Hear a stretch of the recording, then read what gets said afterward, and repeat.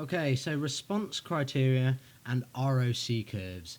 This is, I mean, we've been looking at the psychophysical methods for studying and measuring perception. We've been looking at, showing people tiny or minute flashes of light and seeing if they can detect them, or very quiet sounds, and asking, looking for the absolute threshold at which a person can detect something. But there's been a hidden gremlin, as it were, that we've not quite thought about yet, and that is this idea of response criteria. So what does this mean? Response criteria. Let's say that you're going into an experiment. Some researchers invited you in.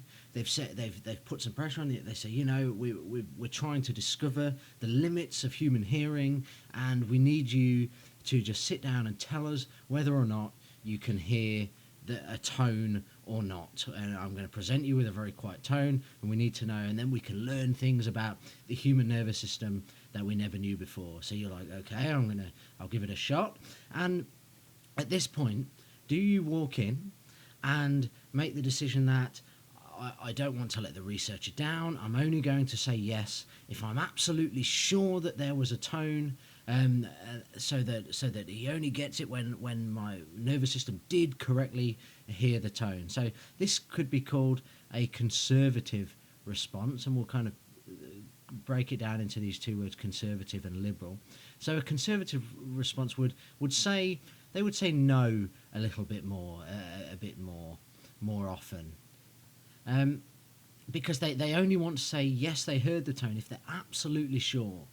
Whereas, do you go into the experiment and say, I don't want to let the researcher down. I'm going to make sure that if there's any chance that I heard the tone, I'm going to let him know about it. I'm going to say yes, and that would perhaps be a liberal response. Liberal response would say yes a lot more. If there's any chance they heard the tone, they'd say yes, whereas a conservative would only say yes if they're absolutely sure that they heard the tone. Now, this isn't really a problem when we've only got one subject, but let's say we're measuring for two people, and it turns out we don't know that we've got one that's conservative and one that's more liberal. What results do we get? Well, we end up with a set of results where let's draw ourselves a grid. We sometimes see these kinds of things in game theory, and I like to consider the deeper implications of this grid, which we'll perhaps talk about in a moment. But let's say that in our experiment we present a tone, a very, very quiet tone, to a person 100 times, 100 tone, and then in the other experiment there is no tone. For 100 experiments, so 200 trials in total. We're going to have situations where they say yes and situations where they say no. So let's see what that means. In the time when there is a tone and they say yes, that's a hit, okay? But in a time when we actually presented the tone, but they say no, they didn't hear it, maybe they're unsure, and there's many reasons why this might happen.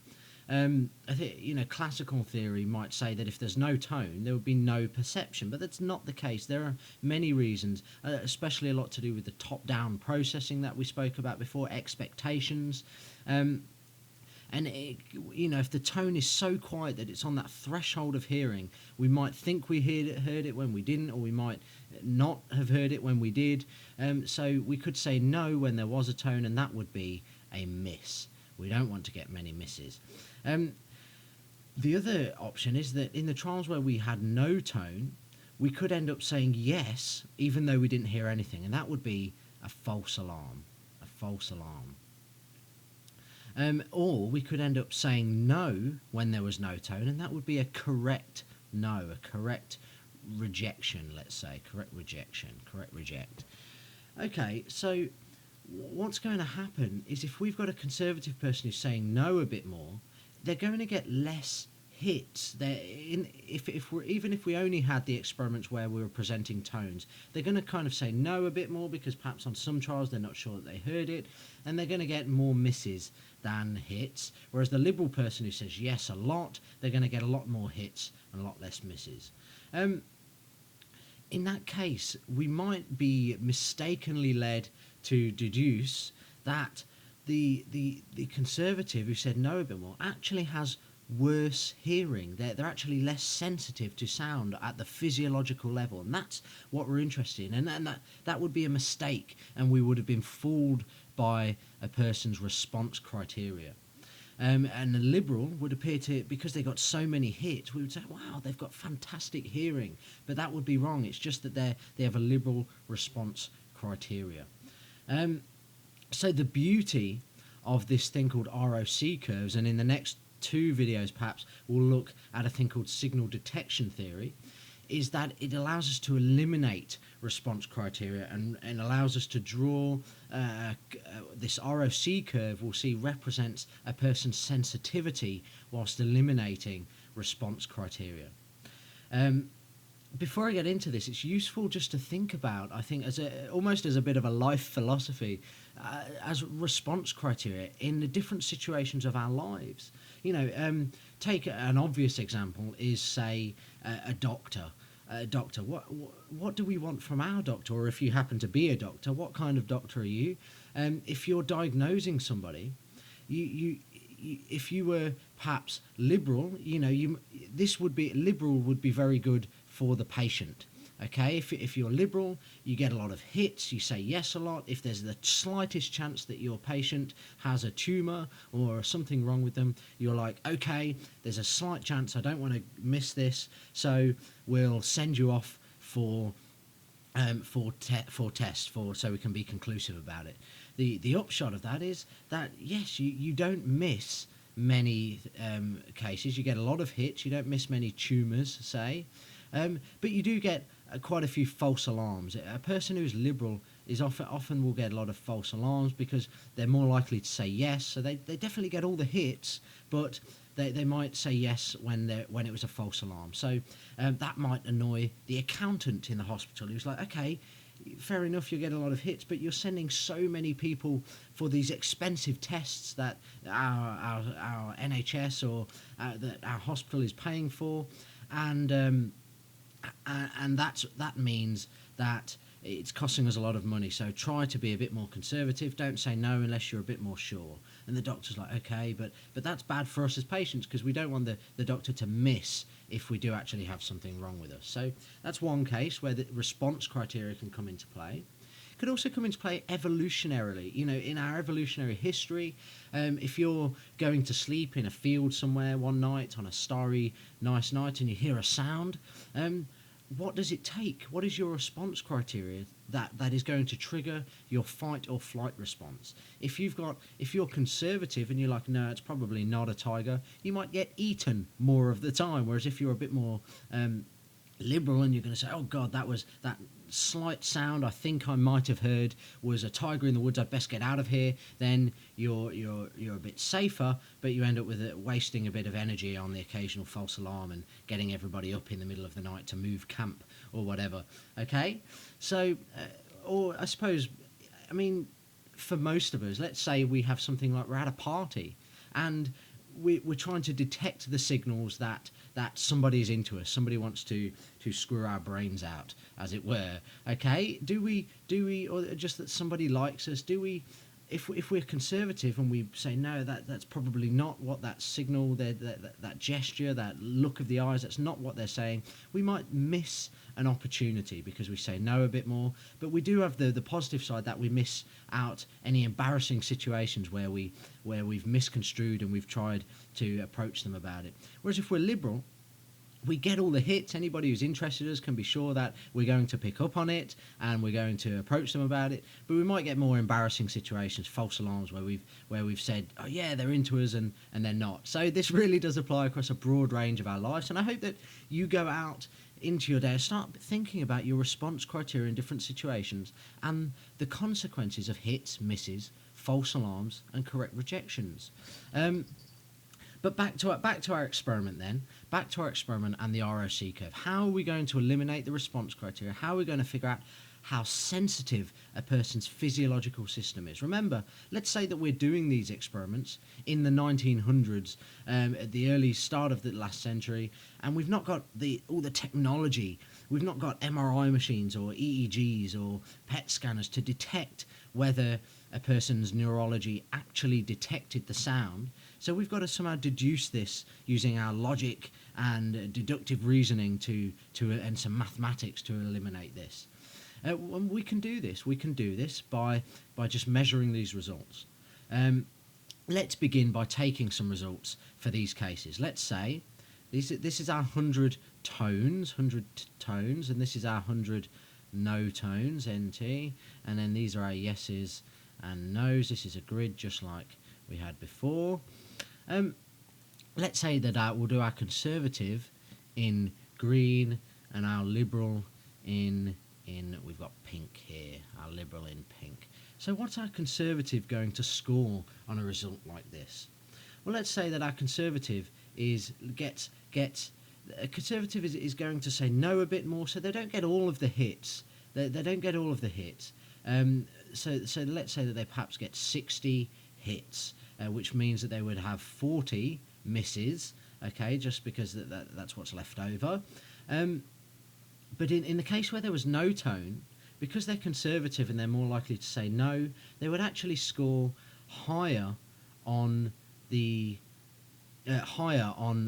correct rejections. Because they say no a bit more, they actually get 90 correct rejections and only 10 false alarms. That's a good thing about being conservative, is that you get a lot of correct rejections and very few false alarms. That's a good thing. But what about our liberal? Our liberal then is coming into this, and they're saying, I'm going to say yes if there's even the slightest chance. So they get a lot of hits. Let's say that they get 90 hits and 10 misses. That's good. They got a lot of hits, and they didn't miss many. So that's a good thing. That's good for our doctor. Remember, but the downside of this is that let's say that they got 40 false alarms. So they did, because they were guessing yes a lot of the time. They said yes when there was no tone a few times. So they got 40 false alarms and only 60 correct rejections. Okay. So these numbers now can be plugged into a graph, and this is where we introduce our ROC curve graph, and this looks like this. This is one I whipped off of Google Images. This is one that's been completed. We'll look more at what each of these lines mean when we get to signal detection. For now, let's just start plotting our marks. So the graph plots hit rate against false alarm rate. So for our liberal, the false alarms we had 40 false alarms, which is around here, and what did we get? 90 hits. So that's up here with here. So we're kind of getting a point around here. And what about for our conservative?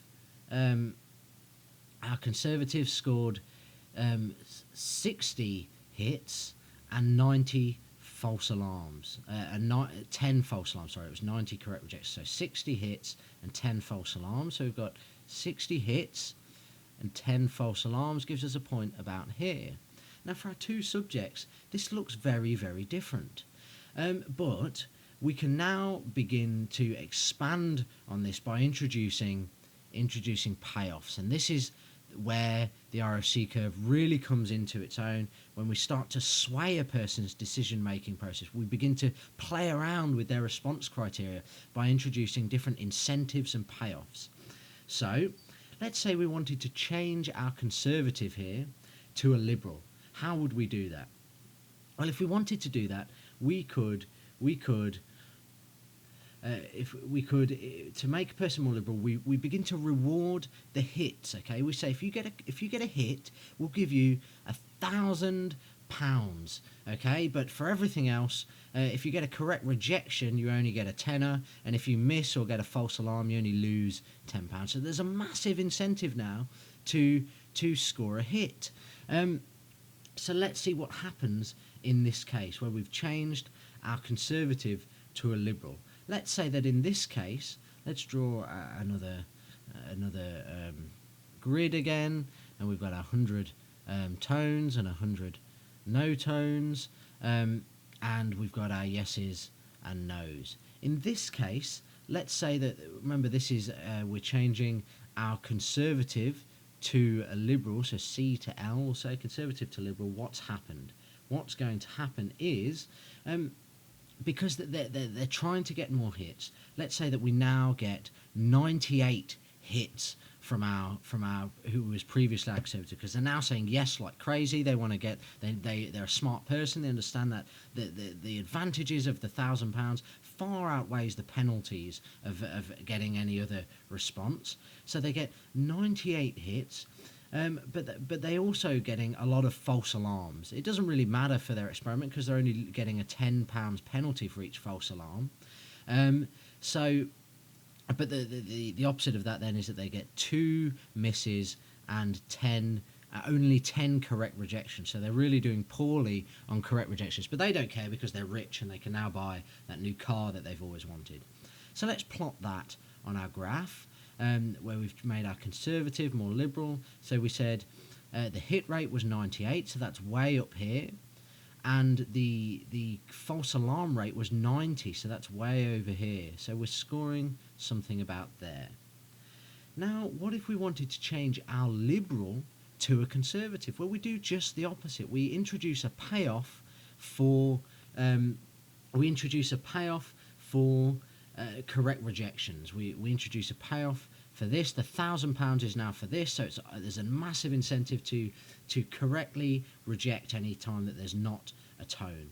And let's see what happens then. In this case, the results change, and we get only 10 hits because they've become massively conservative. They don't want to say, but they only get 1 false alarm. They get a massive amount. That's 99 correct rejections. They only get 1 false alarm because they've become much more conservative. They say no a lot more because we've introduced this incentive where they get a massive payment for correct rejections. So £1,000 for every one of these that they guess.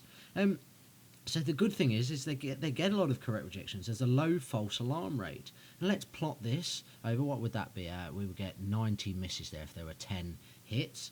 So 10 hits, that's way down here, and a false alarm rate of only 1, which is just here. So that's just there. We're beginning to see now, and we could keep doing this. We could introduce different types of payoffs. We could introduce neutral payoffs.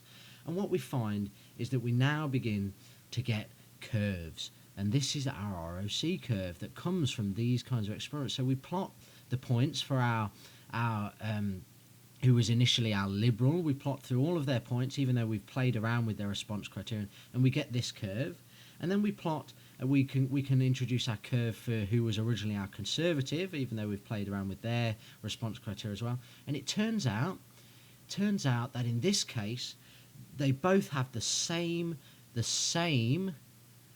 ROC curve. So all of their points from each experiment lie on the same curve. And the beauty of this is that this means that we've discovered that they have the same sensitivity of hearing to the tone. They are equally sensitive, they have equally good hearing, even though that because of their conservative and liberal responses, we might have been tricked into thinking that one is more sensitive to tones than the other. We've actually eliminated all of that and found out that because they lie on the same ROC curve, and ROC means receiver operating characteristic. You know, it's just a complicated silliness. I'm not really fond of those kinds of things. So the ROC curve shows us that they have an equal sensitivity to hearing. And that's the beauty of the ROC curve. And we'll see here, when we look at each of this is one ROC curve, and there are many different ROC curves, and the ROC curve can get more bowed, as it were. And we'll look at that when we look at signal detection theory. But for now, it's just important to understand that we can do this. We can play around with a person's response criteria, and from doing that, we can draw an ROC curve. And in this case, it's been good because both subjects ended up with the same ROC curve, and that means that they had the same physiological sensitivity. So without any of our technology, we've discovered that their neurons must be firing at about the same sensitivity because they've had the same ROC curve.